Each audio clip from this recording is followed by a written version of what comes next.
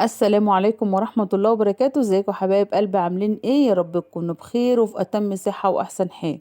حبايب قلبي، النهاردة عندنا روتين سهل وبسيط جدا ان شاء الله يعجبكم، وعندنا وصفة سهلة وبسيطة جدا. يومنا ان شاء الله يكون سهل وبسيط على قلبكم.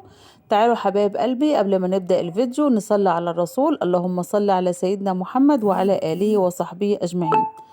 نبدأ ونقول الأذكار بتاعتنا: أستغفر الله العظيم وأتوب إليه عدد خلقي ورضا نفسي وزنة عرشه ومداد كلمات، لا حول ولا قوة إلا بالله العلي العظيم. بسم الله الذي يضر مع اسمه شيء في الأرض ولا في السماء وهو السميع العليم. أصبحنا على فترة الإسلام وعلى كلمة الإخلاص وعلى دين نبينا محمد صلى الله عليه وسلم، نبيا ورسولا كريما.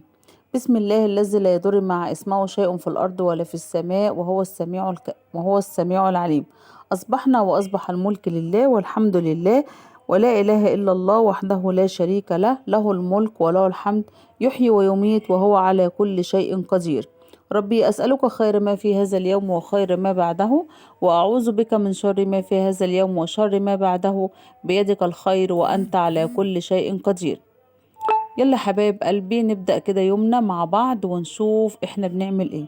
هنغسل بشوية الطباق دولا. شفتوا لما بنقول كده الاستغفار وبنصلي على الرسول، اليوم بيبقى سهل جدا. وبصوا خلصنا الكام طبق اللي معانا عشان استلينا مع بعض وقلنا الأذكار. انت كمان وانت مع نفسك كده واقفة في مطبخك، استغفري ربك وصلي على الرسول، قولي الأذكار بتاعتك الصبح. هتبص تلاقي يومك خلص بكل خير وبركة، وهتلاقيه كله سهل وخفيف ان شاء الله.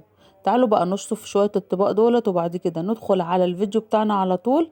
وعايزة منكم لايك وشير وسبسكرايب للقناة، واللي ما اشتركش في القناة يشترك ويفعل زر الجرس علشان يوصلوا اشعار بكل فيديو جديد بننزله.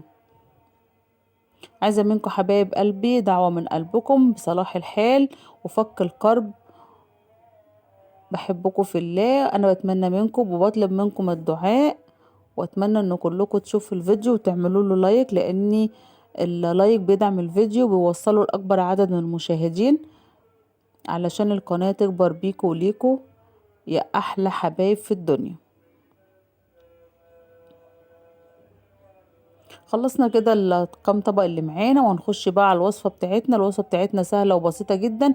هنعمل غدا خفيف وسهل كده ان شاء الله يعجبكم، وسهل وخفيف على قلبكم.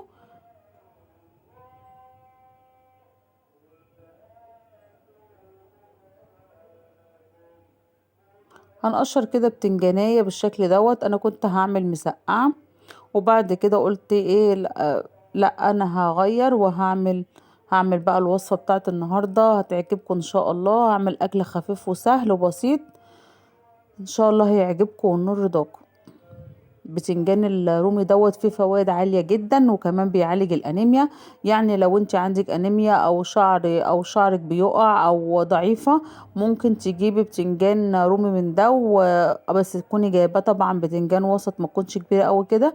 وتغسلي بتنجانية بتنجانية وتاكليها، بس تاكليها بالقشر بتاعها. اغسليها كويس جدا وتاكليها بالقشر بتاعها علشان الفايدة كلها في القشر.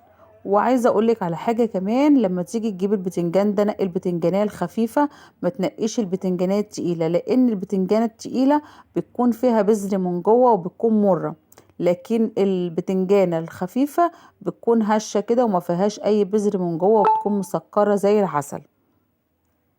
عايزه اقولك البتنجان دون فيه فوائد عاليه جدا وفيه فيتامينات. اتمنى ان انتوا تجربوه. ممكن تدخليه في كل الوصفات، وممكن تعمليه مسقعه، ممكن تعمليه بنفس طريقه النهارده، ممكن تعمليه بابا غنوج، ممكن تاكليه كده عادي. بصي عايزه اقولك له وصفات كتير جدا. ممكن انت تفنني في اكلك وتطلعي منه تطلعي منه وصفه انت ما تكونيش عارفاها ولا شفتيها قبل كده.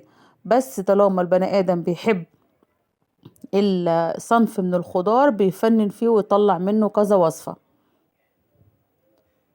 ولو انت عندك وصفة للبتنجان ممكن تقوليها لأصحابك ولحبايبك علشان يستفيدوا منها. بس زي ما بقولكوا هو فيه فوائد عالية جدا، بيعالج الأنيميا.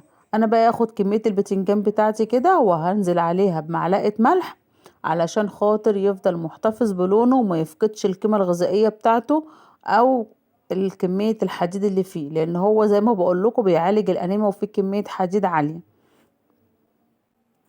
انا بقى حطيت له شوية ملح كده وهقلبه بالشكل ده وهسيبه على جنب عبال ما اخلص باقي الوصفات بتاعتي. قطعت هنا بقى بطاطستين كبار كده، بقول لكم النهارده الاكل سهل وحلو جدا، هيفكرنا ورجعنا لايام زمان. الاكله بتاعت النهارده وصفه البتنجان بتاعت النهارده دي هتفكرك بايام زمان، ايام ما كانت مامتي ومامتك بيعملوها لنا من زمان. بصوا بقى سهل جدا. هنبدأ هنا بقى نقلي البتنجان بالشكل ده. عايزه اقولك لما تعملي البتنجان ما تحطيش عليه ميه، انت بس قشريه كده وقطعيه ورشي عليه ملح وسيبيه هيحتفظ بلونه. بصوا حطيت له الملح وسبته شويه وجيت لقيته زي ما هو، ولا اسود ولا اي حاجه، بحيث ان هو ما يفقدش القيمه الغذائيه اللي فيه. هنقلي بقى كميه البتنجان اللي معانا وبعد كده هنقلي البطاطس. بصوا هقلي بقى كميه البطاطس بتاعتي بالشكل ده، ودي ده تاني طبق في الوصفه بتاعت النهارده.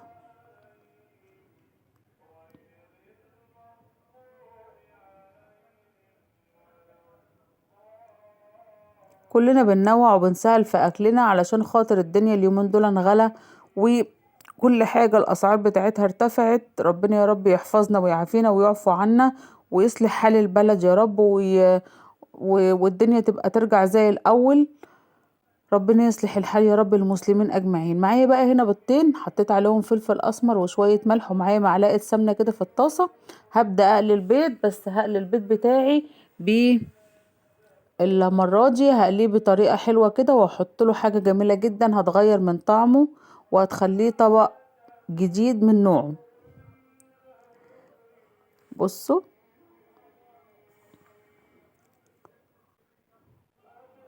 معايا هنا بقى ايه المكون اللي انا هحطه على البيض علشان يخليه طبق مميز كده على السفرة بتاعتك. معايا جبنة شيدر، حبة جبنة شيدر كده كانوا عندي في التلاجة، فرفتهم كده بالشكل ده وهبدأ انزل بيهم كده على البيض بتاعي يديله طعم، وكمان عشان الاولاد يحسوا بالتغيير. هجيب بقى غطا بالشكل ده كده وهغطيه علشان الجبنة الشيدر بتاعتي تسيح على وش البيض. نعمل بقى الطريقة اللي انا بقول لكم عليها البتنجان طريقة جديدة وحلوة. معايا هنا معلقتين كبار طحينة، هنزل عليهم بنص ليمونة بالشكل ده كده، واحط شوية كمون صغيرين وشوية ملح صغيرين. ممكن على فكرة تستغني عن الملح طالما انت حطيتي ليمون. بالشكل ده كده حبة ملح صغيرين وكمان حبة كمون صغيرين، وهقلب بقى الطحينة دي مع الملح والليمون والكمون، بحيث ان انا هعملها معاملة سلطة الطحينة بس مش هخليها سايلة خالص علشان ههرس معاها البتنجان. بصوا الطحينة هنا تخينة، فانا هنزل بشوية مية صغيرين خالص علشان افكك الطحينة. تمام. يلا حبايب قلبي حطولي لايك وقولولي انتي بتتابعوني من انهي بلد والفيديو بتاعي وصل معاكم لحد فين. اللايك يا حبايب قلبي، صدقوني اللايك بدعم الفيديو. حبايب قلبي انتي لما بتشوفي الفيديو وتحطي اللايك غيرك بيشوفه وغيرك بيشوفه وبيوصل لاكبر عدد من المشاهدين. مش طالبة منكم الا لايك علشان يدعم الفيديو ويوصله لاكبر عدد من المشاهدين. هكون شاكرة ليكم جدا لو حطيتولي لايك للوصفة النهاردة. بصوا بقى انا هبدأ هرس كده بقى الطحينة بالشكل ده كده لحد ما افككها شوية علشان خاطر لما اهرس في قلبها البتنجان ما تبقاش مكتلة وتخينة. هبدأ انزل بقى بكمية البتنجان بتاعتي. بصوا البتنجان طري وجميل ازاي، علشان بقول لكم ان هو ما كانش فيه بذر وكنت منقياه كويس جدا اهو. هبدأ اهرس بقى كده كمية البتنجان، احط حبة بحبة علشان كل البتنجان يتغلف بايه بالطحينة. عايزه اقول لكم كان طعمه جميل جدا، اتمنى ان انتوا تجربوه ان شاء الله هيعجبكم باذن الله. هقلبه كويس جدا بقى كده في الطحينه